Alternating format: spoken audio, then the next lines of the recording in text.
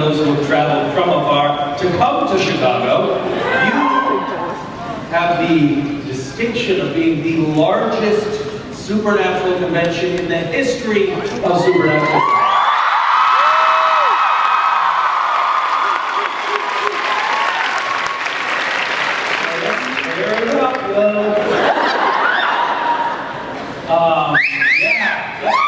Things are about to get crazy. The hotel's not going to let us come back here next year.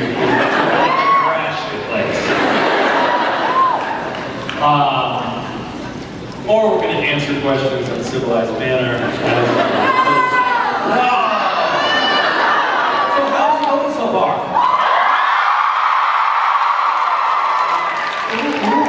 Who's new? Who has never? Wow, a lot of you are new. That's actually tricky. Normally, we like to have a smaller number, the influx of newbies, the virgins at the convention. We like to have smaller numbers so that those of us who have been here before, we can outnumber them and haze them properly. There may be too many of you for us to pay the induces anxiety, but what is causing the limit? Okay, so this is me, I'm making it. So when I touch you like this, does that help? That helps? You feel better? He says yes. And therapy worked. Suddenly, in near proximity to me, I see lots of people who are claiming to be nervous all the time. Unbuttoning their blouses and claiming to be nervous. There's somebody right there who's nervous.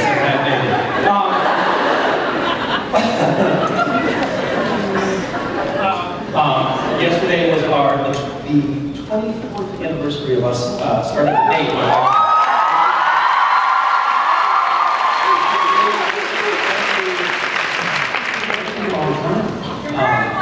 Thank you very much.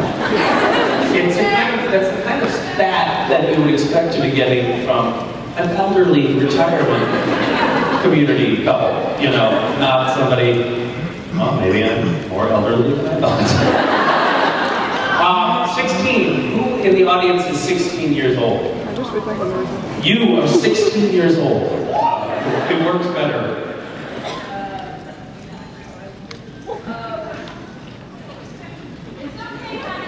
We are gonna get through this, even if it takes us all night. What I was gonna try and say is,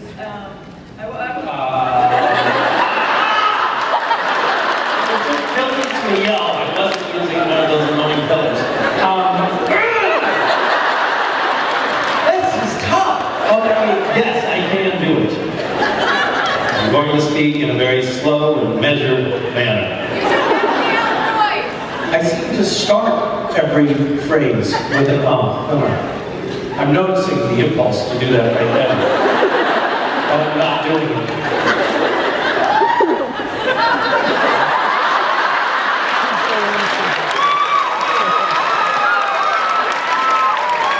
There was an online piece of software that was designed to redact all of the spoken words that a speaker speaks, leaving only the breaths and meaningless filler sounds left. And they compared all of the candidates for California.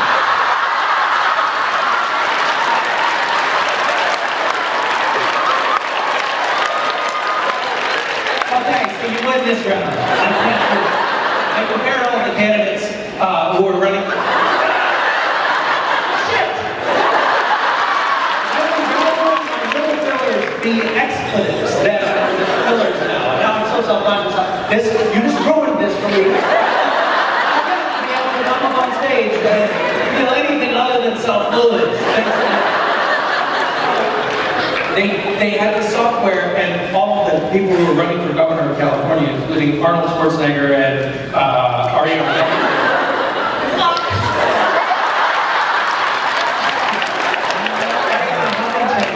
Who is very, very brilliant.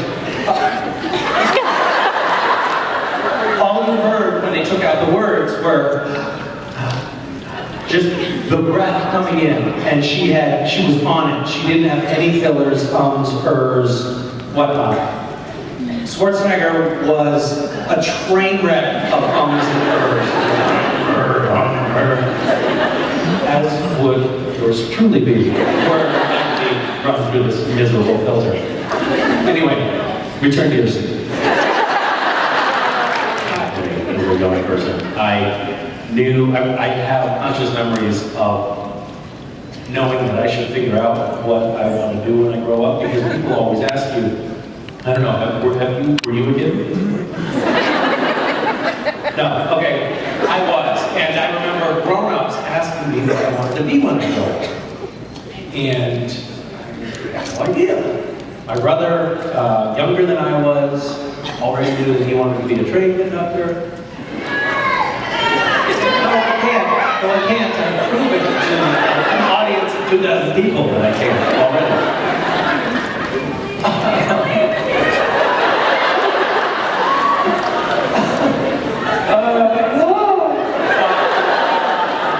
So, I wanted to be a writer fairly early on. I wanted to be a director. I liked movies. I used to walk around as a kid and I would see something like a loudspeaker at a fairgrounds saying something that didn't quite make sense. You know, it was kind of out of context. And I thought, someday I'm going to be a director and I'll put that in a movie. Which is not really terribly focused career planning, but I also wanted to be a politician. I say constantly.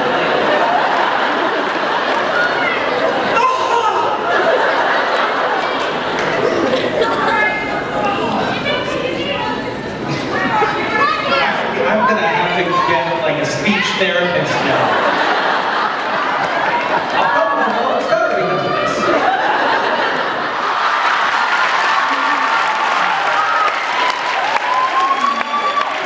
This is a real ego booster. It's a pleasure coming out here and talking to people.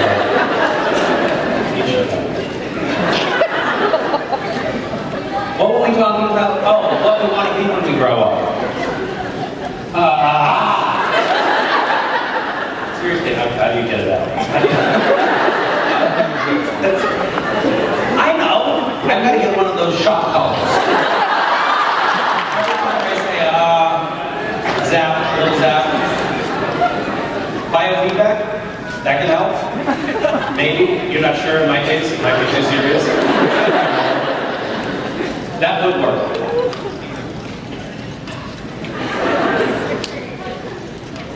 Out of proportion ego I had as a child, I thought that this was a legitimate idea. Yeah, sure, go for it. Be president.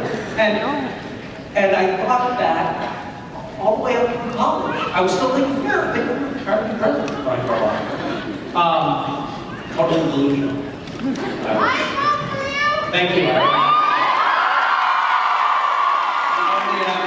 I'm like a 16-year-old. So suck it.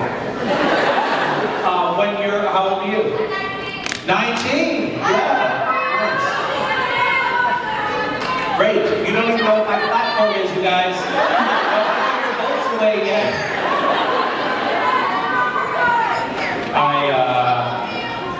My platform, but this is not the proper format for me to hash out my platform because I'm very rattled right now about my speech impediment.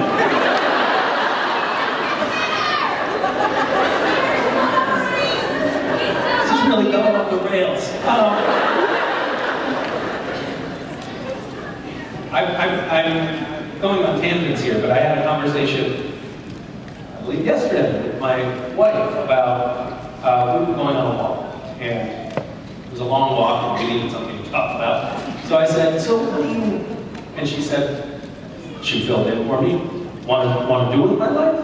And I said, sure, yeah, what do you want to do with your life? And she said, I don't know, I'm trying to figure that out. And it was kind of an interesting moment that we then broke down further and realized that we didn't really think about our lives that way we weren't really measuring ourselves. We're not thinking about measuring our lives according to what we're doing.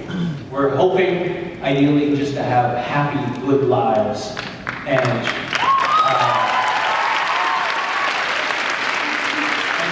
at your earliest convenience, consult a speech therapist. Because you could find yourself on stage in front of 2,000 people at some point and suddenly realize that you hadn't buttoned up that aspect of your performance. And it could really be scarring for you. So you don't want to find yourself in that situation. It's a catch-all. Be persistent and ambitious. Dream. I think if you really sort of set your sights on something big, and kind of allow yourself to believe it, it can actually happen. But you have to be persistent, you have to stick it out, and you have to not give up. Even if, even if you have to forge on, even if you find that you're saying all the time. Plow through that, and not give up.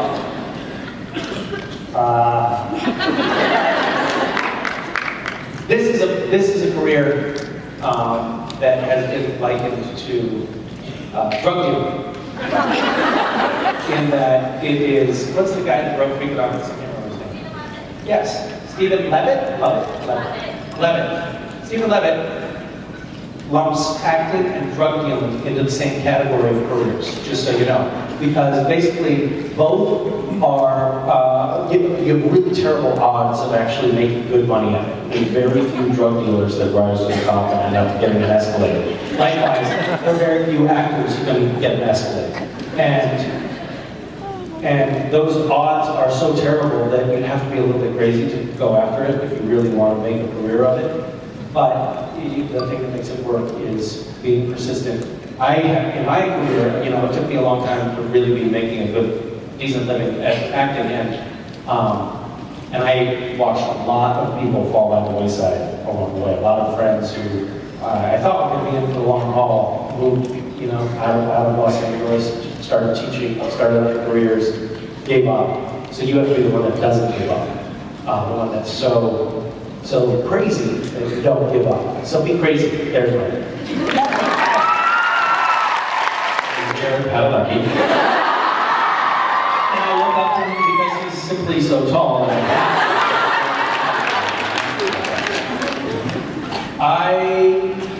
no, that's a good question.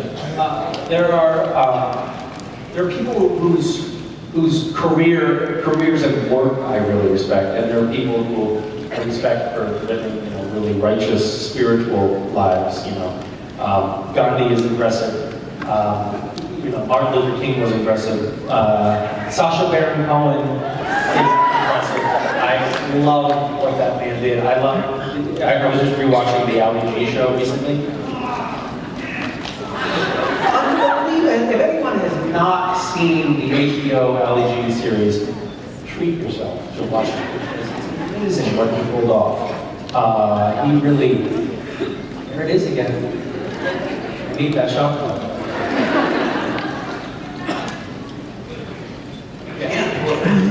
Unfortunately, because of casting problems, we can't continue to have this character be super tough, badass all the time.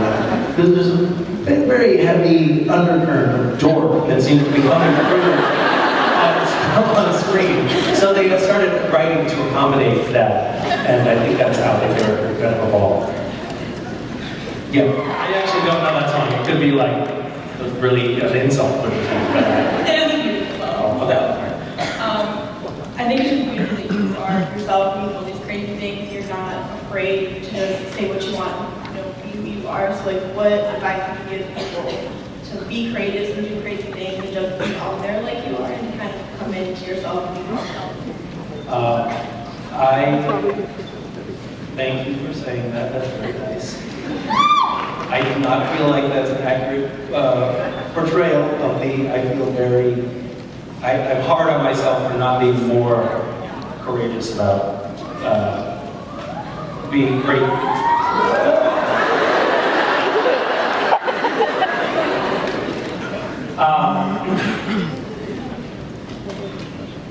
I think that it's nice to break out of convention. not this kind of convention. Leave.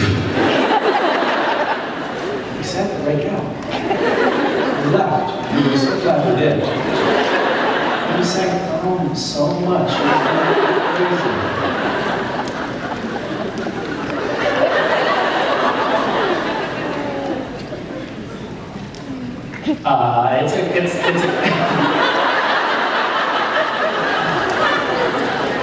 This is becoming increasingly difficult for me because there is a voice in my head that is now monitoring the frequency and volume of my ums. It's taking up quite a bit of my focus.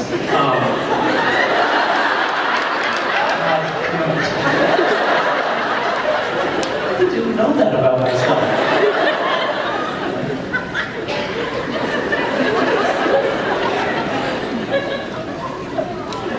Twice about following all kinds of rules that are somewhat arbitrary.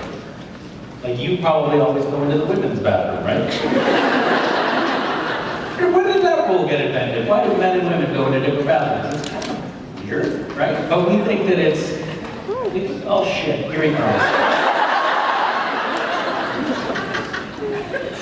I don't know, I think the best thing, I think that it's sort of everybody's job to monitor all of these normal rules that we're supposed to be following. And at least try to be aware that you're following a rule when you are, rather than walking on autopilot and assuming that what you're doing is normal and natural. There's that word again. I hate it. It is.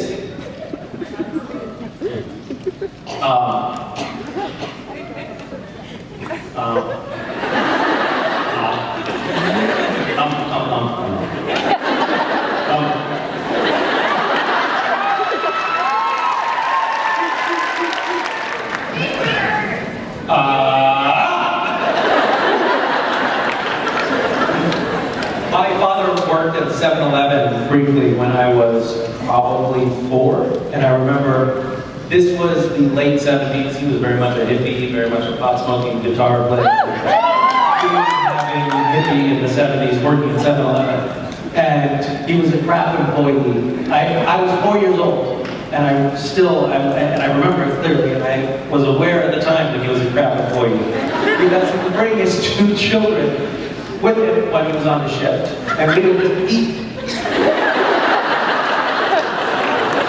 That's where we ate.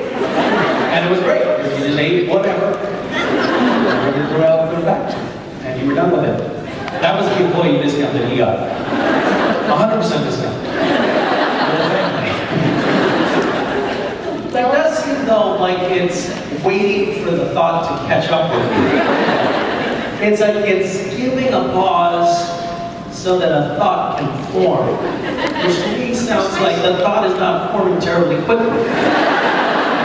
No?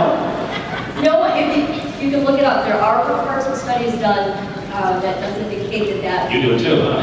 Yeah.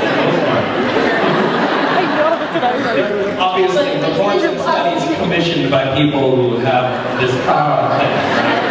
They're paying the scientists off to corroborate their self-assessment as intelligent. But, I would imagine so. Given the wealth of backstory inherent with the heaven and hell storyline to Supernatural, what would be your opinion of taking over the lead for a spin-off that centers around that? All right. Aspect, the whole background to the apocalypse, what things were changed I think it would be great, because I would like to play Castiel until I die.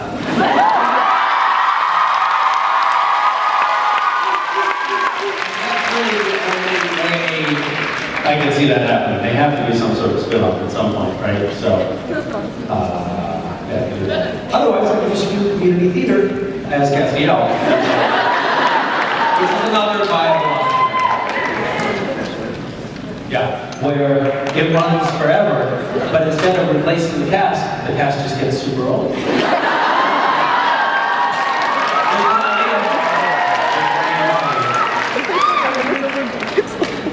I stood in line for an hour, it was totally fine when I said your name, and I burst into tears to the point that people were checking on me, so...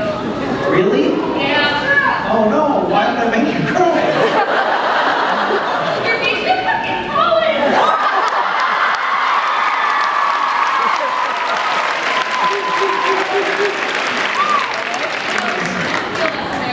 I'm freaking out about people. Wait, why were you standing in line? Waiting to ask you a question. To ask this question? Yeah. Oh, shit. Right, I was so limply answering. I didn't realize we waited so long. Now I get that.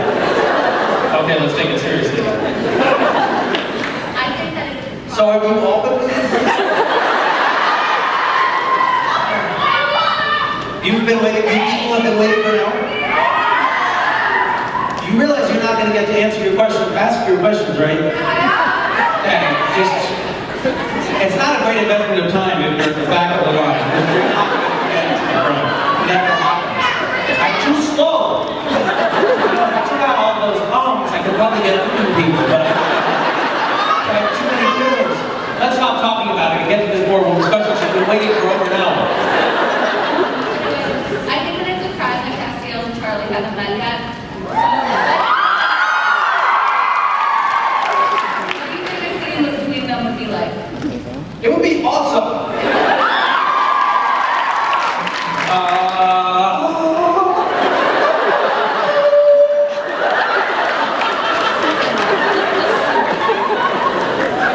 I love Felicia Day. She's fantastic.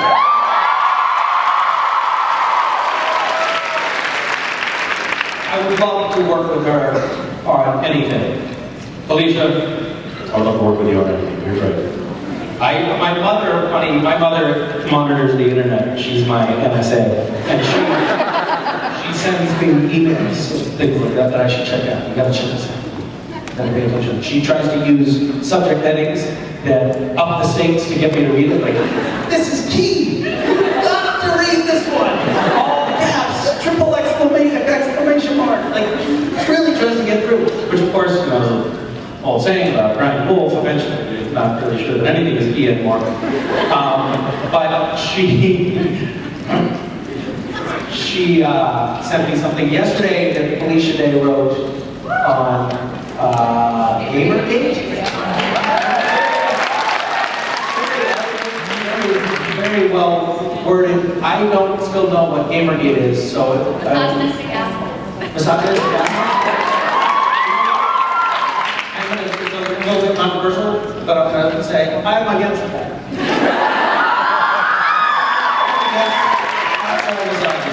I know there's some rebels from the feathers here, but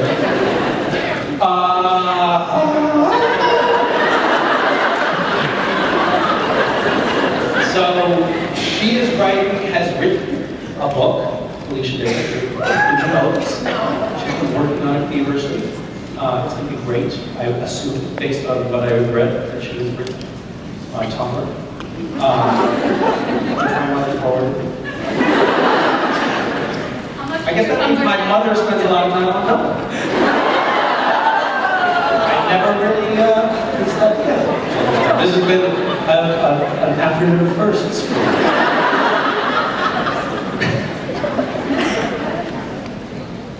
My mom reads slash fiction.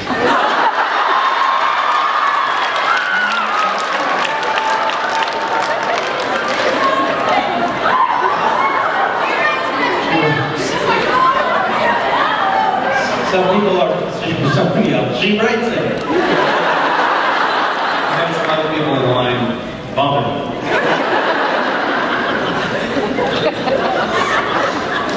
Are we done with this conversation? I think we're done. Okay, I love your face. Thanks.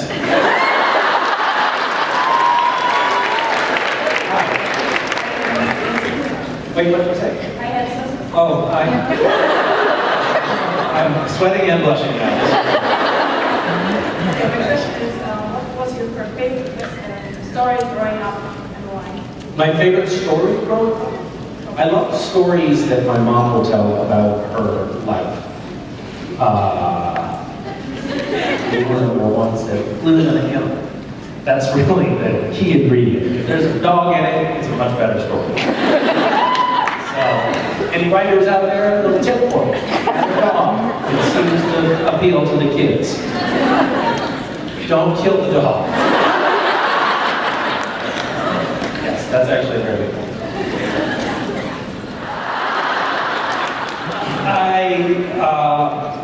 So, yes, so I read a lot of stories to him, so I'm always looking for new books for him, so I bought him Tintin. I brought him Tintin, started reading it. Oh, there's an awful lot of machine guns and kills, which I forgot about in Tintin. And I edit that kind of, I edit out words like ugly, or things that involve killing and war, things like that. So you have to do a lot of editing when you're reading Tintin.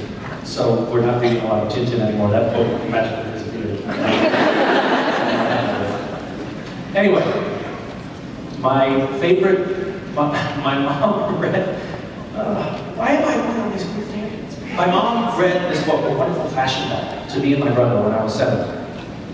I loved it. I loved this book. It was the book that we actually read was from the late 1800s, I think. It was a really tattered, very old volume of this sort of strange story about a doll, a wonderful fashion doll. And I brought it into school to show the other kids in 2nd grade. Isn't this a fantastic book? They did not think it was fantastic. At the time, my mother was also dressing me occasionally in pink tights when I went to school, which I thought, oh, these look snazzy. Bringing a wonderful fashion doll into 2nd grade in pink tights made me not popular with my fellow male classmates. Yes, that's another story. So, the book that I really loved was Tom Brown's Tracker. And it was a book about these 2 kids in New Jersey who found this old Indian guy, like Native American, who knew everything about tracking. He knew the old Indian, ways of tracking. And these 2 white kids, actually, one of them wasn't white, but Tom Brown, the author, is white, and he was this sort of New Jersey kid who learned everything about tracking and wilderness survival in the New Jersey woods and became one of the greatest trackers in America. And he's still alive. He's teaching tracking school, which I don't know to at some point.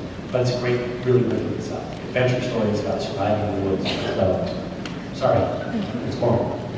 Hi. They actually, so I gave a version of the cut to the producers to look at, and they cut a lot of stuff out, which made us look, according to them, too deplorable. Some really hilarious stuff. But the problem ultimately ended up being that it then got toned back to where it was kind of more plausible, and kind of, I think a lot of people watch it and think, oh yeah, that's what those guys are like. They're kind of meatbags, aren't they? Whereas the version that I had were so ridiculously douchey that I would like think you would know that it wasn't real. But anyway, thank you for feeling bad for me. People in this room that probably wouldn't be here.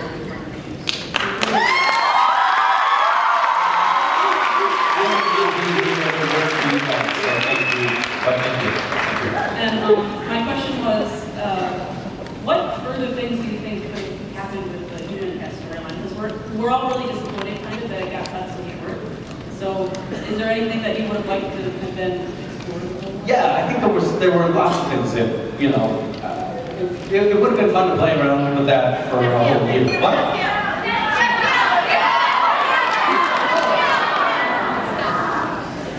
Shall we get into this discussion? Okay, let's not. So, I think that there was a year's worth of material to mine there, or more. I mean, there was a lot of stuff that we could have done. Being human is complicated. Learning how to be a human being is something that takes people all their lives. So, getting to compress that into one season of television could be a lot of fun. But I think that the show does a pretty good job in general of making the audience want more, leaving them wishing that they had delved into something deeper. I think that would deepen. We could have watched him be a demon for another 5 or 6 episodes, and it would have been cool. But I think that they stop so at a place where we want more, and we're not sick of it yet. So it's good because it makes us mad at the writers. But they know what they're doing. I think that they're doing it to keep us wanting more. So There. Yeah, you're a hero. That was my 8-minute show. Have you seen it? You have. Only those of us who are 50 and older have seen it.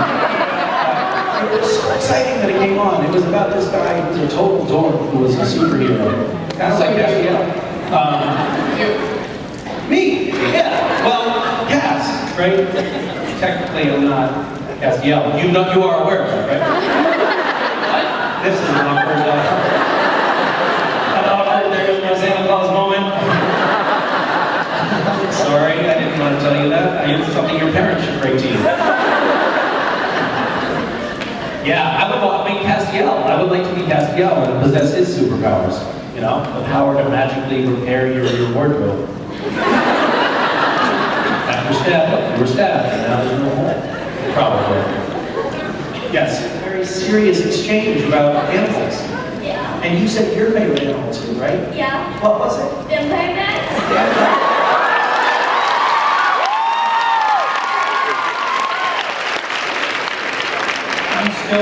Do you still fancy vampire bats, or have you changed your favorite animal? I still like them. Really? Have you ever seen one in person? I think when I was little. You in a dream, maybe, huh? Do you want to talk about animals now? Why not? What other kinds of animals are you into? I like gorillas. Gorillas? They're pretty great. Yeah. We just went to the zoo, and they're a big hit. Meerkats are a big hit with my kids. I don't know if you know what those are, or I don't know what they are either. I don't know how they work their way into the consciousness of my children. They love meerkats, and they call them mirror cats. Watch out for the cord, don't trip. Oh, that is a hazard, isn't it? I used to work on a llama farm when I was in high school. Oh, are you being told that you have to go? No, she told me, don't forget my actual question. Oh, that's another question. I used to work on a llama farm. I was in high school, and I did things like I used a weed whacker to cut down thistles, and I prepared fences, and I spun yarn, and I also helped tend to the llamas. Do you know much about llamas? They spit. They spit. They're actually kind of unpleasant. Their wool is almost useless. It's very scratchy. They can't carry large loads. They're pretty much totally useless. Yet they eat llamas for some reason. And the other problem with llamas in captivity is that you can't get them to mate without getting involved yourself. Did you know that? You did. That's true. What is your question?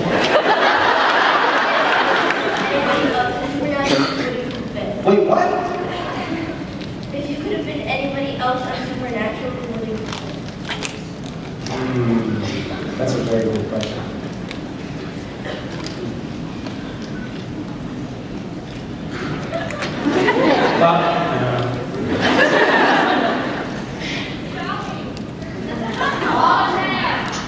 Crowley? How much money? Yeah, that's good. Nice work. Because who doesn't want to be Oswald's mom?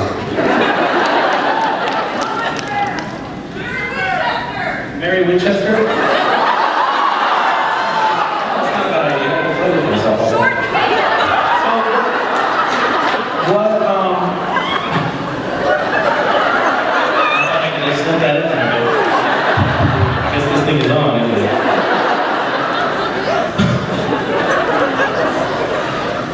What character would you rather be on Supernatural? Either the trickster, Crowley, or Body. Oh, you have narrowed it down, right?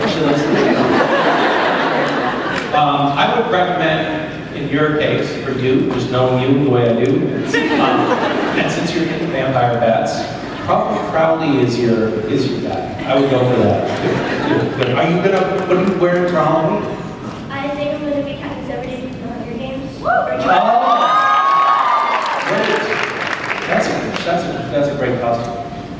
Do you have a pair of matching socks? Because she wears matching socks. 3 minutes? I think we can get through all these questions. Can you imagine? What kind of a dick? Probably someone in the audience who thinks you're being serious. Yes. Well, they probably left about half an hour ago. I think that this is a unique situation. This community of people, there are a lot of people who have had, I mean, everybody has hard lives, have difficult experiences at some point in their lives. But I think this is a community of people that has a disproportionate number of people who have struggled in some way or another. And I think that is a big part of the glue that holds the supernatural fandom together. It's something, would you agree with what I'm saying? I do. And I think that it is a lovely, organic phenomenon that all of these people have come together and provide this incredible network of support to one another. If somebody is having a hard time in the supernatural fandom, and I have seen this repeatedly, and they give some indication of that online or at a convention or in person to another supernatural fan, over and over again, you see people leaping to one another's aid, rendering really, really generous acts of support to one another. And yeah, my advice is lean on this amazing community of people. And I think we in the past have done that with one another. Rob had a shitty medical situation a year ago, and I think that, being a part of this community, you just want to help one another. So know that there's people out there that want to help you, and lean on them. And if they aren't helpful, tell them to fuck off.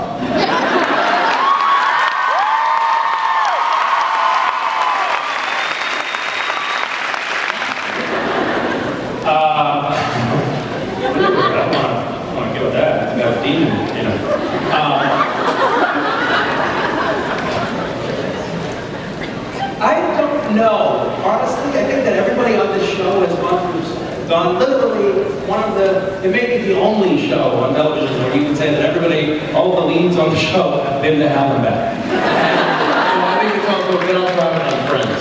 Friends, that's right, that was the other one. Friends and Seinfeld, those are the other two shows. And so I think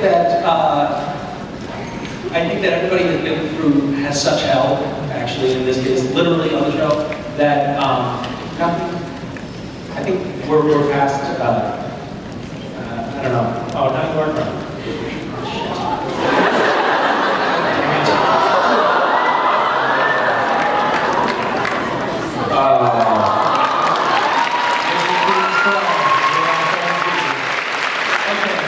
Ladies and gentlemen, you know we love it. You're wearing a tie. Here she goes.